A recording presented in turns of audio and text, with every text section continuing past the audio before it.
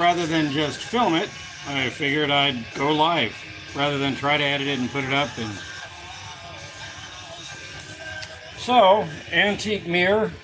Don't have the dresser that would have gone under it. Got a German-made opaque projector. You just put the you put whatever you want to project onto the wall there, light up the lamp, and it projects it onto the wall for sketching and things like that. Sony turntable, a couple of movie posters. This one is Frank Sinatra as an actor, and this right here, well, it doesn't like that. This right here is Lily Munster, Yvonne DiCarlo, when she was a serious actress. We've got right here a underwater camera rig. Hot Wheels case. I've got a bunch of just random Hot Wheels cars. I figured I'd fill it up, sell it as a one lot. About a 74 Japanese pachinko machine out of a actual parlor. And you can tell they were chain smokers. These typically have white frames around them, and it's kind of yellowed, but in remarkable shape. All kinds of vintage electronics and whatnot. I've got, that's a old portable shortwave. Got lots of 8mm stuff. Up there, got a banjo. I'm a mediocre guitar player, so I figured it wouldn't be hard to be a mediocre banjo player. Not so, I'm a horrible banjo player. This right here is an extremely rare setup for a Roland GR500. Roland is known for making keyboards and other audio equipment. They're not known for this guitar. But this was the first synthesizing guitar. It's analog. You play a string and put it through that box, and it turns into whatever you need it to turn into, a piano, trumpet, or whatever. It needs some work on the nut. It's pretty well made, but it's kind of clunky. It's like they were going for a Les Paul kind of a look. But it's got, it's right before MIDI was invented, so it's got like a 24-pin connector. I was never able to figure out what it was worth because I can't find where one is ever sold. The manual for this setup sold on eBay for $500. It might be because this is worthless without the manual. I'm not sure. But, I mean, it's a pretty well-made piece of equipment. I gave quite a bit of money for it back in the day, and I still haven't ever even used it or tried it. But I run across it from time to time when I'm sorting stuff. Bunch of saws, bunch of random tools. Got paintings.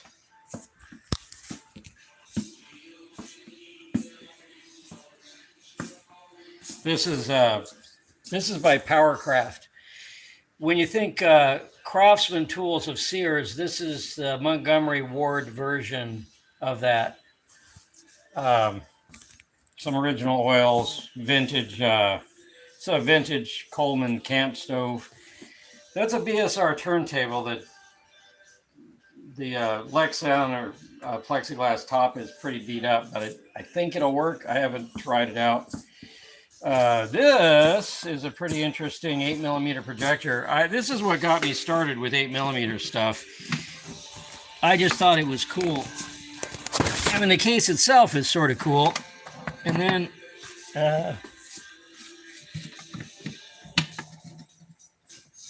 come on, let me loose there.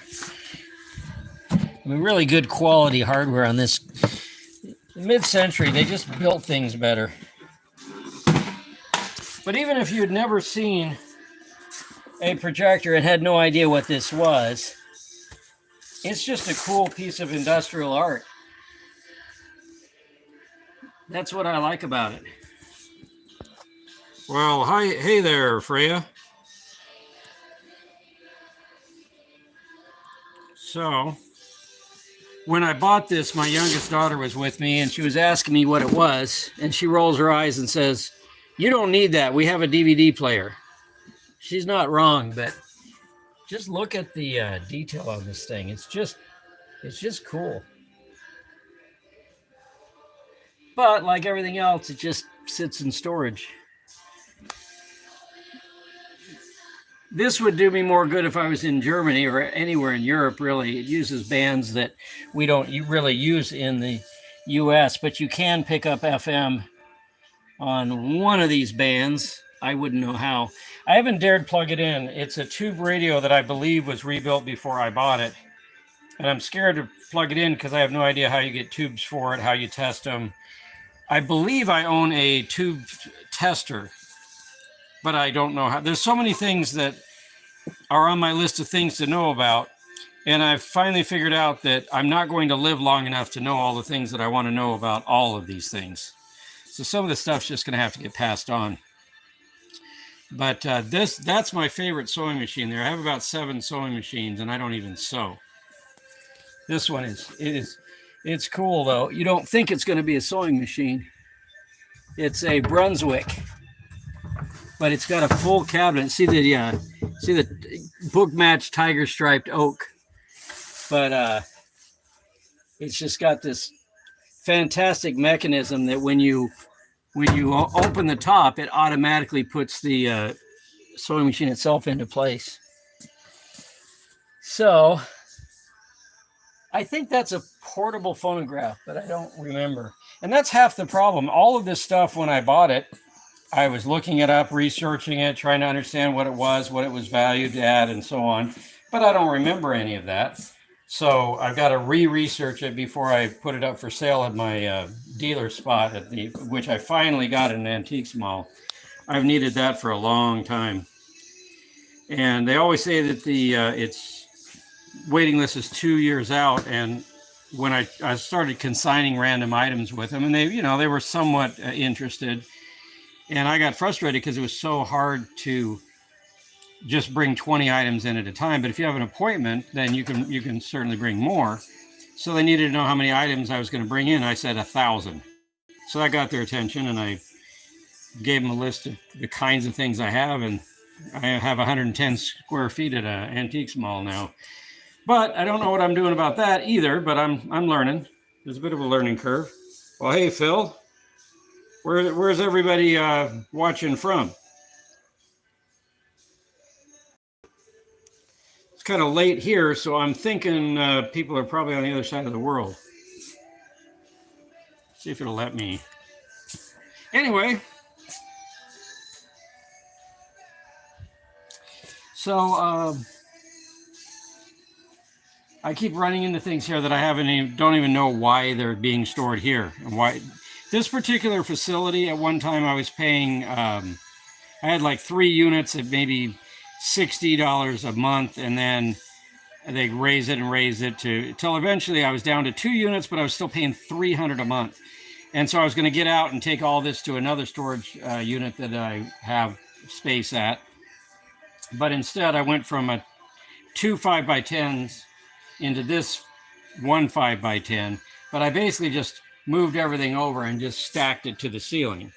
And of course, and instead of paying $300 a month for 2 units like this, I was paying $60 a month for 1 unit, which doesn't make any sense. They were basically overcharging me by more than twice.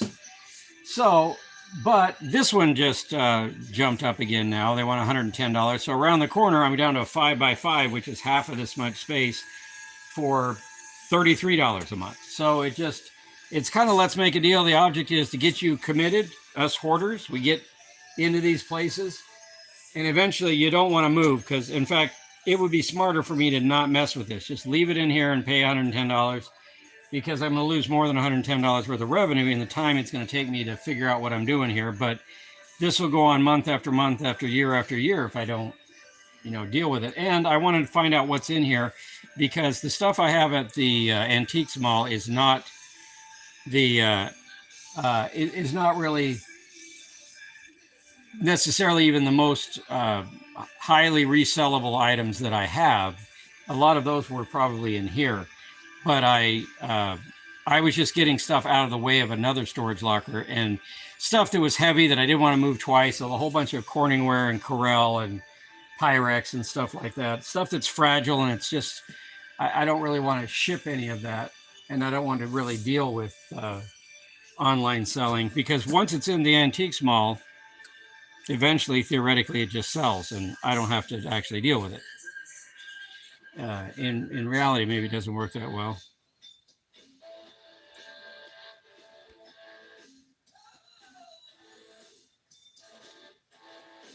But yeah, storage. These. I don't know if you guys have seen Get Smart, but walking these hallways always makes me think of that when he's going down the hallway to the secret lair underground. You know, dun dun dun dun dun.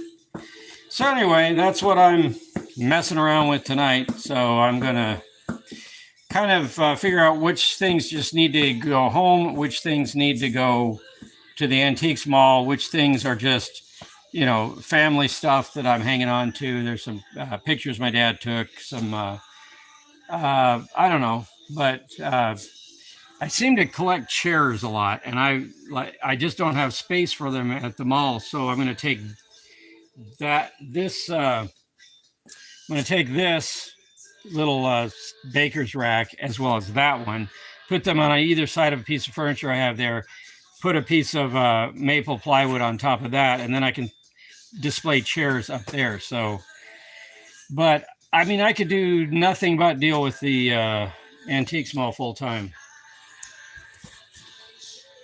Yeah, Phil, there's several guitars in here.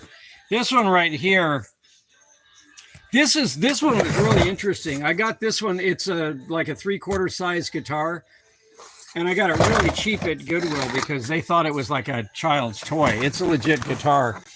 Now I've got several. Another long list of things I want to do is I want to learn lutherie, but so this one, it actually plays really well. It's got a good sound to it. The machines right here, though, the machines work good. But the plastic, I don't know what you call these on the keys, as you twist these, it wants to turn without turning. Like these are not securely affixed. So I could either maybe drill through there and put a pin, maybe try some epoxy to see if they'll hold, or just replace the machines. And I've got some other guitars that are just hammered that I bought cheap because they're hammered, that I could pull machines off, but they've got to be the right type. Like this has to be the side mount like this. So I haven't managed to put that together, but let me see. And then I don't know if you saw this guitar over here. This guitar over here is an electric guitar it's by the Roland Company. It's they're really a keyboard company, but they wanted to use their technology to what they were trying to do was use their synthesizer technology but use the guitar instead of a keyboard to control the synthesizer. Now, this is not an electronic synthesizer. Well, it is and it isn't. I think but it's analog rather than full digital. So, you know, it's done with sine waves and not, you know, I don't know the science of all that. I don't know about that transistor radio. This one right here. Oh, this is a tube radio. This one is 1958. And I'm scared to plug it in because it's set up for 250 volts. I don't know what happens when you plug it into 110. It's got an adapter on the cord, so somebody had it plugged in. This right here, twice I've opened it up because twice I've forgotten. I bought this. It's got partially shot film inside it. I don't know if I ruined the film when I opened it up, but this is a really great little camera. It's a clockwork 8mm movie camera. So you don't need batteries for it. You'd wind it up like a wristwatch or something. But that radio that you're asking about, it's actually a shortwave radio, I think. I think this is the one you were noticing. See if I can even get up in there to get it.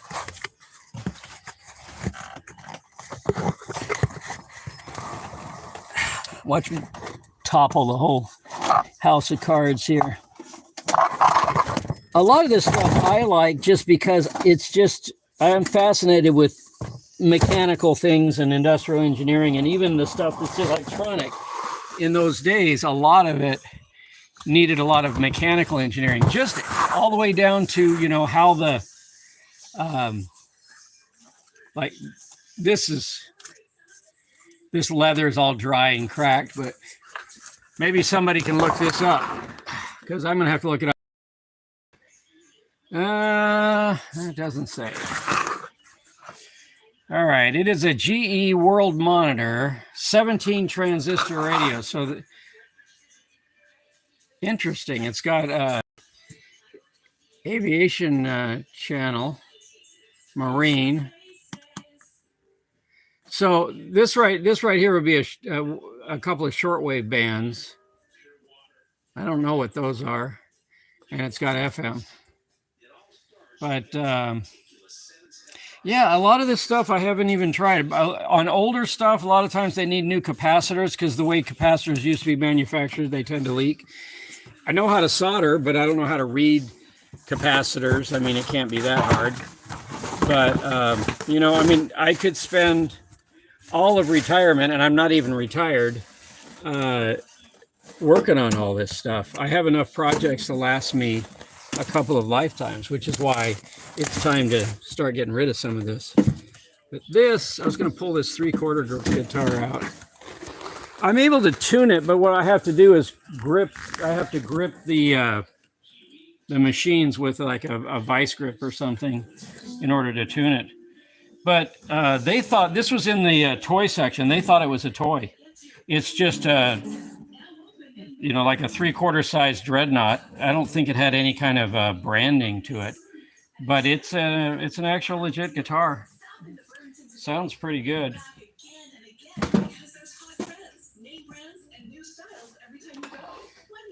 I am curious myself how old that radio is, but I don't think it'll let me look it up while I've got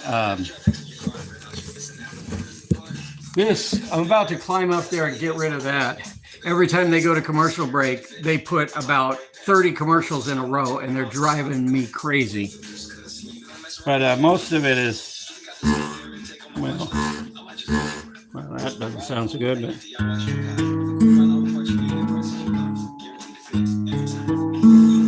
Yeah, you can hear I haven't tuned it in a while.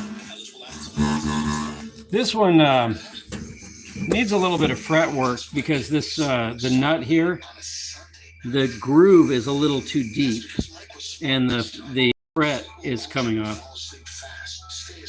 So this is a pretty interesting setup. It's kind of cheap. I mean, it's just stamped out metal, but it works. It's an interesting way though to hold your strings, and then the bridge. You could actually move this bridge. It's kind of free floating. But I liked it because I thought it'd be a good guitar to practice on, you know, to redo I was going to true up the neck and redo it. But you can see that this nut has come out, it's come unglued, and it's over to the side. So it needs to be moved over.